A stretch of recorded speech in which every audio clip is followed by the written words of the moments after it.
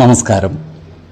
വേദാംഗ ജ്യോതിഷത്തിലെ അമൂല്യമായ അറിവുകളും മറ്റ് ആധ്യാത്മിക ജ്ഞാന ഉപദേശങ്ങളും പകർന്നു തരുന്ന പ്രശാന്തം ആസ്ട്രോ ചാനലിലേക്ക് ഏവർക്കും സ്വാഗതം. ഈ ചാനൽ ഇതുവരെയും സബ്സ്ക്രൈബ് ചെയ്യാത്തവർ ഇപ്പോൾ തന്നെ സബ്സ്ക്രൈബ് ചെയ്യുക. നോട്ടിഫിക്കേഷൻ ലഭിക്കുന്നതിനായി ബെൽ ബട്ടൺ അമർത്തുമല്ലോ. ഒപ്പം ചാനൽ ലൈക്ക് ചെയ്യുക, ഷെയർ ചെയ്യുക, കമൻറ്റ് ചെയ്യുക.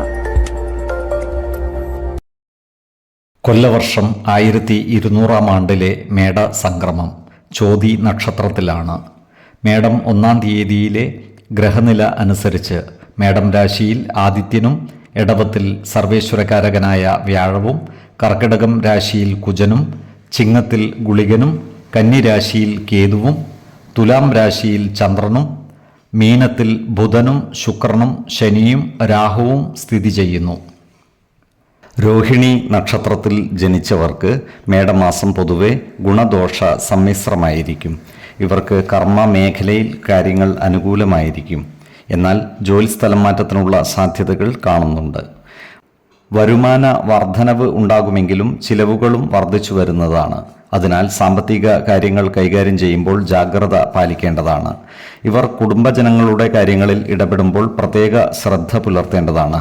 അനാവശ്യ വാക്കുതർക്കങ്ങളിലും മറ്റും പെട്ടുപോകാതെ സൂക്ഷിക്കേണ്ടതുമാണ്. ഈ നക്ഷത്രക്കാരായ വ്യാപാരികൾക്ക് കാര്യങ്ങൾ അത്ര അനുകൂലമല്ല. കച്ചവടത്തിൽ നിന്നും ഉദ്ദേശിച്ച ലാഭം കിട്ടാതിരിക്കുവാനുള്ള സാധ്യതകൾ കാണുന്നുണ്ട്. അതിനാൽ വ്യാപാരികൾ കൂടുതൽ ശ്രദ്ധ ചെലുത്തി മുന്നോട്ട് നീങ്ങുന്നത് ഗുണകരമായിരിക്കും. ഈ നക്ഷത്രക്കാർക്ക് അന്നവസ്ത്രാദികൾക്ക് യാതൊരു ബുദ്ധിമുട്ടും നേരിടുന്നതല്ല. ഇവർക്ക് സന്താനങ്ങളിൽ നിന്നും ഗുണഫലങ്ങൾ അനുഭവിക്കുവാനുള്ള യോഗം കാണുന്നുമുണ്ട്. ഇവർക്ക് വാഹനങ്ങളുമായി ബന്ധപ്പെട്ട് വരുമാന വർധനവ് ഉണ്ടാകുവാനുള്ള സാധ്യതകൾ കാണുന്നുണ്ട്. അതുപോലെ ഓഹരി വിപണികളിൽ നിന്നും നേട്ടമുണ്ടാക്കുവാനുള്ള സാധ്യതകളും ഇവർക്ക് ഒത്തുവരുന്നതാണ്. ഇവർക്ക് പല കാര്യങ്ങൾക്കുമായി ദൂരയാത്രകൾ ആവശ്യമായി വരുന്നതാണ്. ഇത്തരം യാത്രകൾ സുഖകരമാകുന്നതും ഗുണഫലങ്ങൾ നൽകുന്നവയും ആയിരിക്കും. ഇവർക്ക് ഉദ്ദേശിച്ച കാര്യങ്ങൾ സാധിക്കുവാനുള്ള സാഹചര്യം ഉണ്ടാകുന്നതാണ്. ഈ നക്ഷത്രക്കാരായ വിദ്യാർത്ഥികൾക്ക് കാര്യങ്ങൾ അനുകൂലമാണ്. അവർക്ക് പഠന പുരോഗതിയും പരീക്ഷാ വിജയവും ഉണ്ടാകുന്നതാണ്.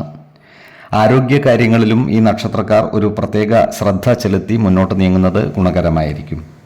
4, 16, 24 തീയതികൾ അനുകൂലമാണ്.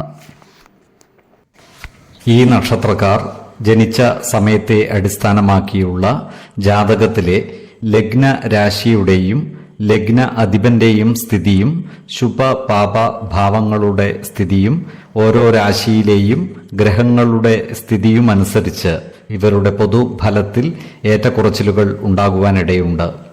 കുടുംബ ദേവതകളെയും ഇഷ്ട ദേവതകളെയും ഉപാസിക്കുന്നത് ഇവർക്ക് ആയുരാരോഗ്യ സൗഖ്യമേകും. ഇഷ്ടദേവതാ മന്ത്രം 108 തവണ ദിനംതോറും ലിഖിത ജപം ചെയ്തു വരുന്നത് ഇവർക്ക് സർവ ഐശ്വര്യങ്ങളുമേകും.